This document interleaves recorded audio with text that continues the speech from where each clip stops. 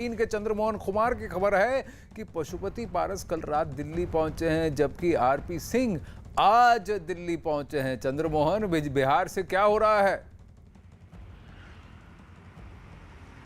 बिल्कुल, देखिए, यह पहली बार होगा कि जब कई महीनों से यह कयास लगाया जा रहा था कि जेडीयू केंद्रीय मंत्रिमंडल में शामिल होगी या फिर नहीं होगी, लेकिन अब उस कयासों से पर्दा लगभग उठ चुका है और जेडीयू मंत्रिमंडल में शामिल हो रही है। साथ ही कल शाम में एक फ़ोन आया अमित शाह का, जो केंद्रीय गृह मंत्री हैं, उनका पशुपति पारस को, और उसके बाद फिर थोड़ी देर बाद वो यहाँ से दिल्ली के लिए निकल गए। ऐसे में यह तय माना जा रहा है कि पशुपति पारस केंद्रीय मंत्रिमंडल में शामिल होंगे। तो वहीं जेडीयू को अब कितनी सीटें मिलेंगी, इसको लेकर अब अटकलें लगाई जा रही है कि क्या 2 केंद्रीय मंत्रिमंडल मिलेगा और 1 एमओएस मिलेगा, या फिर 1 केंद्रीय मंत्रिमंडल मिलेगा और 2 एमओएस मिलेगा। तो अब इसकी चर्चा की जा रही है और इसी चर्चा के बीच आज सुबह आरसीपी सिंह, जो जेडीयू के राष्ट्रीय अध्यक्ष हैं, वो दिल्ली पहुंच चुके हैं। और अब जब लिस्ट आएगा उसके बाद यह साफ हो पाएगा कि आखिर कितने लोग जेडीयू से शामिल हो रहे हैं। इतना अब तय हो गया है कि जेडीयू केंद्रीय मंत्रिमंडल में शामिल हो रही है। जी, और कहीं ना कहीं क्या विक्रांत, इसकी वजह से थोड़ा सा डिले हो रहा है, क्योंकि जेडीयू को शायद 2 कैबिनेट बर्थ की उम्मीद है आरसीपी सिंह और ललन सिंह के लिए, जबकि बीजेपी की तरफ से यह है कि 1 कैबिनेट और 1 एमओएस। तो 1+2 का फॉर्मूला होगा कि 1 कैबिनेट 2 एमओएस। क्या होने वाला है?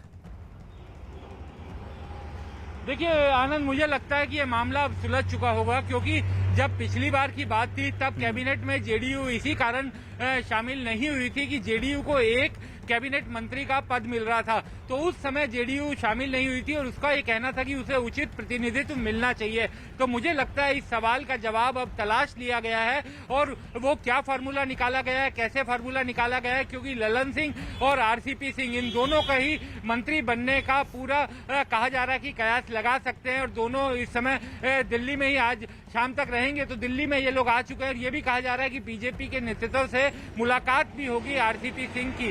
तो एक तरह से ये पूरा चैप्टर अब पूरी तरीके से चर्चा के बाद बंद कर दिया गया है। अब केवल सामने आने वाली बात है, और मुझे लगता है कि जेडीयू, क्योंकि पिछली बार 1 कैबिनेट मंत्री पर वो संतुष्ट नहीं हुई थी, तो मुझे लगता है उसका कोई ना कोई रास्ता निकाल लिया गया है बीजेपी के जरिए। जी, और ये रास्ता तो निकल गया। महाराष्ट्र की भी जल्दी से बात कर लेते हैं। अमिताभ हमारे साथ जुड़ रहे हैं। न्यूज़ 18 के विवेक गुप्ता की खबर है कि नारायण राणे आज दिल्ली पहुंच रहे हैं। तो किसको फोन कॉल आ रहा है, किसको नहीं, बहुत सारी अटकलें लग रही हैं। लेकिन एक और बात थी कि महाराष्ट्र से शायद 2 और चेहरे भी आए। नारायण राणे ने क्या कहा, ये सुनते हैं। नहीं, उसके बारे में मैं कुछ नहीं कह सकता हूँ। मैं पहुँचने के बाद मुझे जानकारी मिलने के बाद मैं कहूँगा। महाराष्ट्र से क्या होगा? क्या महाराष्ट्र में कोई के 1 या 2 चेहरों की बात हो रही थी? क्या सिर्फ नारायण राणे ही हैं? विक्रांत, ये बहुत बड़ी बात है। गुरुवार को सुबह 10:30 बजे यतेंद्र शर्मा की खबर है कि शपथ ग्रहण समारोह होगा गुरुवार सुबह 10:30 बजे। आज शाम को कई जगह अटकलें लग रही हैं कि बीजेपी के राष्ट्रीय अध्यक्ष जेपी नड्डा से कई लोग मिलने पहुंचेंगे। कल सारे जो एग्जिस्टिंग मंत्रिमंडल है उनकी मीटिंग है, कैबिनेट की मीटिंग है विक्रांत। तो ये जो जितने नेता आ रहे हैं, क्या इन्हें पहले ही अभी बता दिया गया है या अब भी कुछ फैसले लेने बाकी हैं? और महाराष्ट्र से सिर्फ 1 नाम? देखिए, मुझे लगता है महाराष्ट्र का थोड़ा प्रतिनिधित्व ज्यादा होगा, 1 नाम नहीं होगा, कुछ और नाम है, क्योंकि वही चीज है कि जो नाम अभी सामने नहीं आ पा रहे हैं, ऐसा इस मामले में हो सकता है, क्योंकि हमें जो जानकारी मिल रही है कि महाराष्ट्र से 2 से 3 नाम हो सकते हैं। दूसरी बात, कैबिनेट की कल निश्चित तौर पर बैठक है। कैबिनेट की बैठक में बड़े फैसले कल लिए भी जा सकते हैं, कैबिनेट के एजेंडे में है। और लेकिन एक चीज जो महत्वपूर्ण है कि जेपी नड्डा, बीजेपी अध्यक्ष, आज शाम को लौट रहे हैं, क्योंकि वो 3 दिनों के हिमाचल प्रवास पर थे। आज शाम को वो लौटेंगे और आज देर रात को या कल से पूरा दिन वो उन सभी लोगों से मुलाकात करेंगे पार्टी के, जिनको प्रोबेबल मंत्री के रूप में देखा जा सकता है, क्योंकि एक परंपरा रही है कि पार्टी अध्यक्ष से मिलते हैं और अगर किसी को हटाया जाता है, फेरबदल होता है, तो वो भी मुलाकात करते हैं और उनको बताया जाता है कि इस बार के मंत्रिमंडल में आपकी जगह नहीं हो पाएगी। जो हमें जानकारी मिल रही है कि बीजेपी अध्यक्ष तमाम नेताओं से बात कर रहे हैं, जो बीजेपी के सांसद जिनको मंत्री बनना है। इसके अलावा गृह मंत्री भी उन लोगों से बातचीत कर रहे हैं जो सहयोगी दलों के नेता हैं और जिन जिनको मंत्रिमंडल में शामिल किया जा रहा है, तो उसके लिए सहयोगी दलों के नेताओं के साथ भी बातचीत की जा रही है और उनको बकायदा फोन कॉल भी जा रहे हैं। तो अब ये लगभग क्लियर हो चुका है कि परसों मंत्रिमंडल विस्तार और फेरबदल। देखिए, मंत्रिमंडल विस्तार तो होगा, किसे क्या मिलेगा, किस तरह की फेरबदल होगी और रिपोर्ट कार्ड में किस किस के नंबर अच्छे आए हैं और किस किस को डिमोशन होने वाला है, कहां पर मंत्री की पोर्टफोलियो चेंज होने वाली है, किस तरह के समीकरण को ध्यान में रखकर काम किया जा रहा है, बहुत सारी बातें हैं। लेकिन जब रक्षा मंत्री राजनाथ सिंह और अनुराग ठाकुर जी से इस पर सवाल पूछे गए तो उन्होंने क्या कहा, आइए सुनते हैं।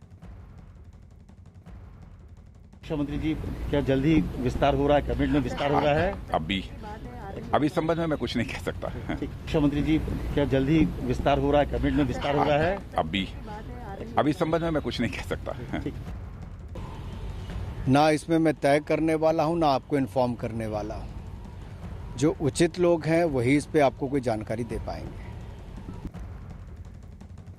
देखिए, कोई भी कुछ भी नहीं कहना चाहता है विक्रांत। इस बार सब लोग बहुत ही सचेत हैं, क्योंकि पिछली बार कुछ लोगों ने ज़्यादा बयानबाजी की तो फिर देखा कि भाई कुछ नंबर कट गए, पोर्टफोलियो बट गए और फिर मंत्रिमंडल में शामिल होते होते रह गए। इसलिए हर कोई अब की बार थोड़ा आराम से है। एक बात बताइए, MOS MEA की क्या अटकलें हैं, क्योंकि वो जगह भी तो रिक्त है विदेश मंत्रालय में।